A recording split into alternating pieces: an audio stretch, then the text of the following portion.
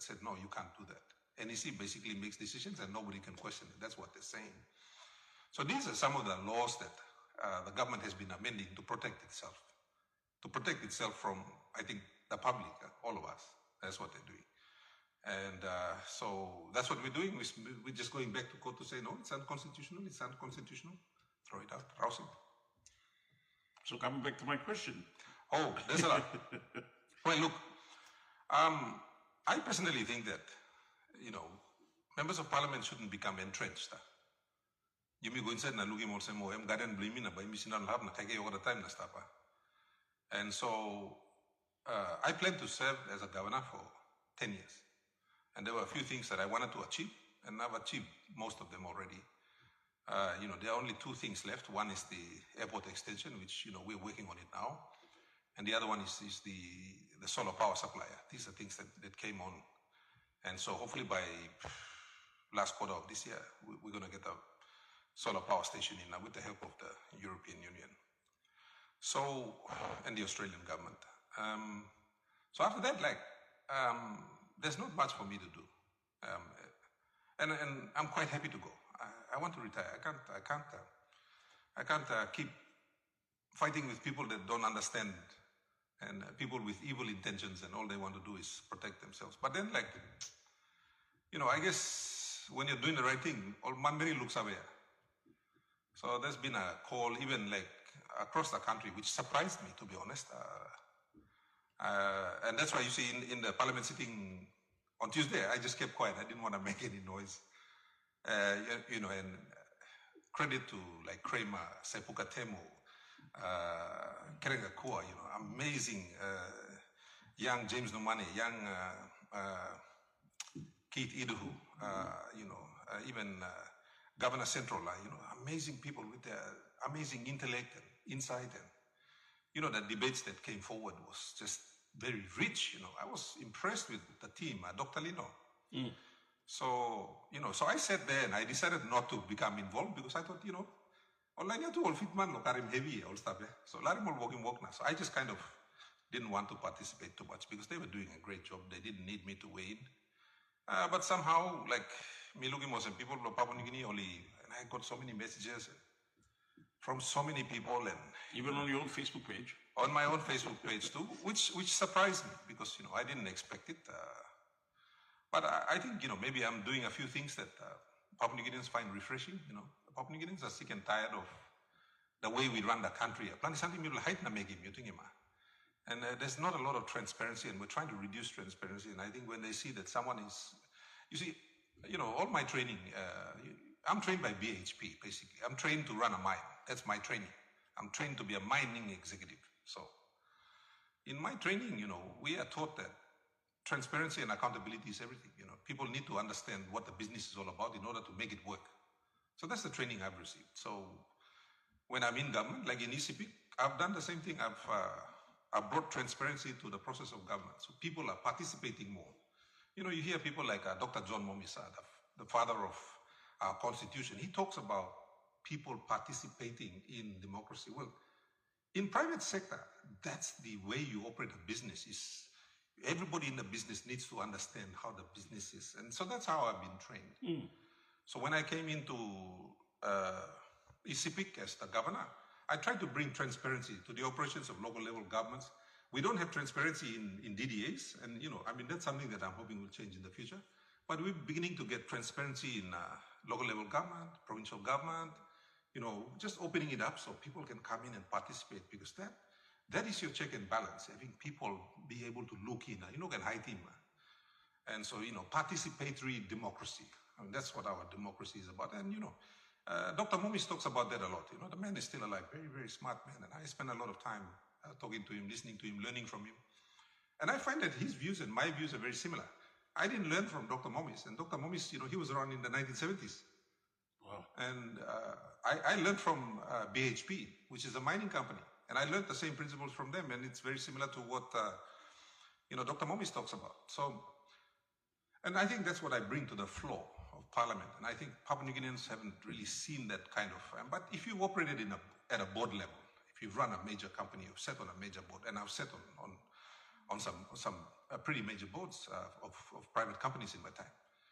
You understand the importance of having this transparent operating culture. And most of Papua New Guinea's political culture is a closed operating system because time will hide something that look at him. It's very easy for them to move money around, play around with contracts, and they do all these things to help their friends. And they don't really tell you what they're doing. So a lot of things are kept quite secret. Even members of parliament don't know. So the public doesn't know. And anyway, so time you look at Muslim, you read some of the comments, you read the comments that people put out, and a lot of them are quite heartfelt, People say to me, like, and I bump into people on the street, and they come up as, Liangpla Papa or Mama, they come and shake my hand, they got tears in their eyes, and they say, thank you for what you're doing. It's giving me hope. It's giving me hope for my children. When people say things like that to you, me to be a human being, it affects me. And then I sit down and then, and then people are telling me, don't leave. We want you to stay. And so, all those things as a mio glosarlo tinding tuna. And so I've got to kind of consider that and put my life on hold. And I've got to talk to some of my friends, the people that support me, and the people that are close to me. And I've got to find out, because I understand what it means to run the country. I've run a province. It's not an easy thing. So I know that I'm not kidding myself to say it's an easy job. I'm not kidding myself to say that. But having said that too, like I know I can lead a party to the elections and we'll probably win 5 seats. So that frees me. It's no longer my responsibility, you know what I mean? But then, we could win 25 seats. And they're already like my good friends, Kerenga Kua, Keith Iduhu, our friends in parliament, or members of parliament that share the same views, Dr. Lino, even Sepida Ipatas, all these people. And even some in government, they're telling me that, look, we'd be happy to support you if the time comes. And so I have to think about that because, when I was the nominee, Minos asleep night, it gave me a hard time because I'd be up for 20 hours a day thinking, all right, these are the things that need to be fixed. We need to fix this, starting from law and order, foreign currency, foreign direct, we need investments, we need this, we need this, we need this, how do we fix it? So I did a whole list on my phone, which is still there. So, that's what's going to happen when you're running the country. And look, given my background as a mining executive, like, you don't do everything yourself. Like now in Isipik, and the other day, Prime Minister was criticizing Isipik province, and I said, look, hold on a minute. Like my public servants in Isipik, I call them my public servants. I fought them when I became governor.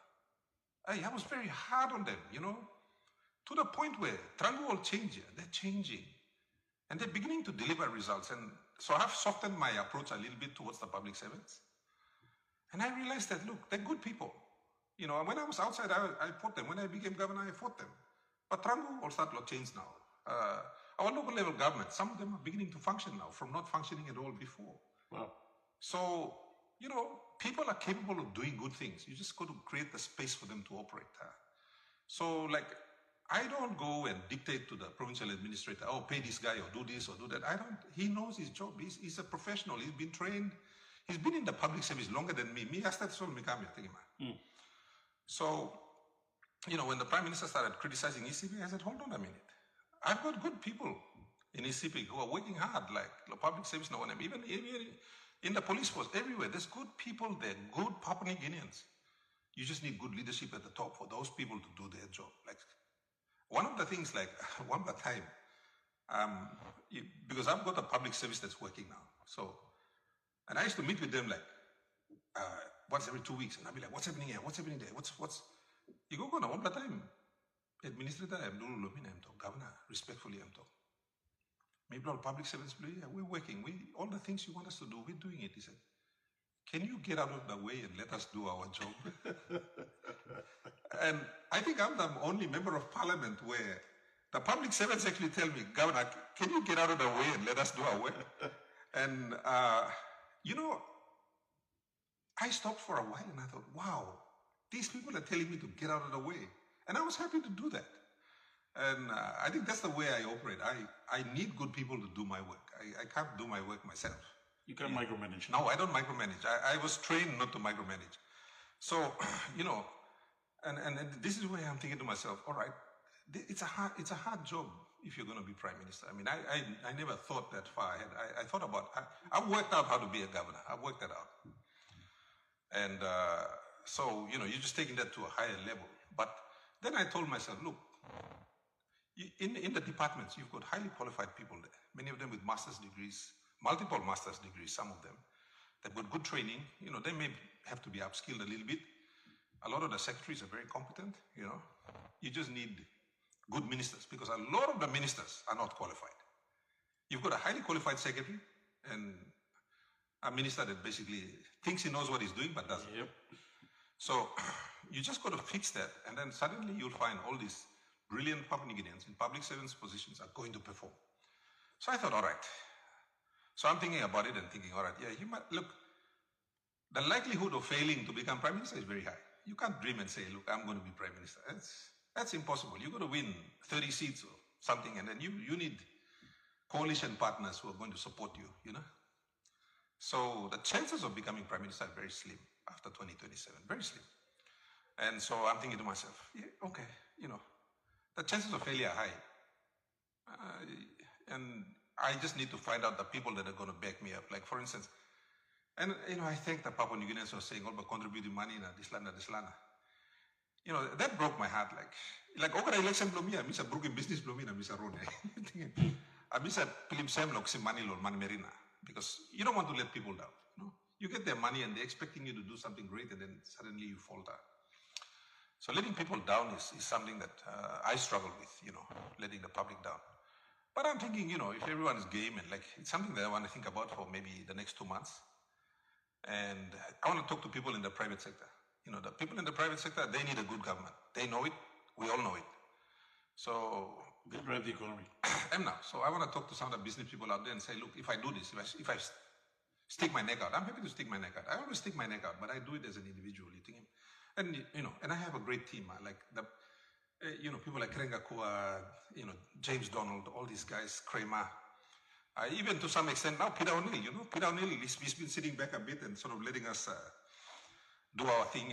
And just seeing them there, and you're thinking, all right, maybe we should think about this. And it's not for me. It's for the people. I mean, I'll be honest. I've got a job offer to leave Parliament, and go and run a major company, which is something, I'm very good at doing.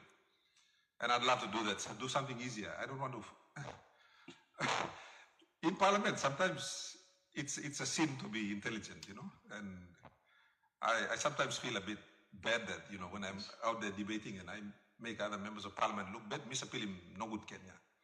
But in private sector, they're all really smart people. So you're sort of in your element there. You're working with people that are at your level. So I kind of wanted that a little bit, you know what I mean? But look, it's something that it's a big decision. I got to go back and talk to everyone, and especially on CBG,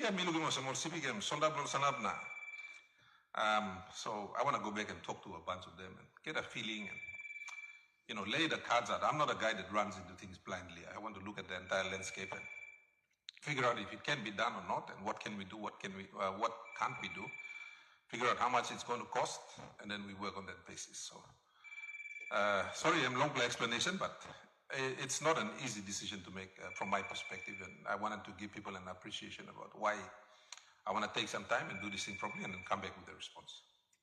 But when might that be if I'm not pressing too much? Maybe in a couple of months. I'm going home over the weekend, and we got stuff to do at home. Maybe to travel around, they're all national government roads. We don't have the money. We haven't received any money from national government since May last year. So, since May last year? Since May last year. So approaching 12 months? Yes, 9 months now. No.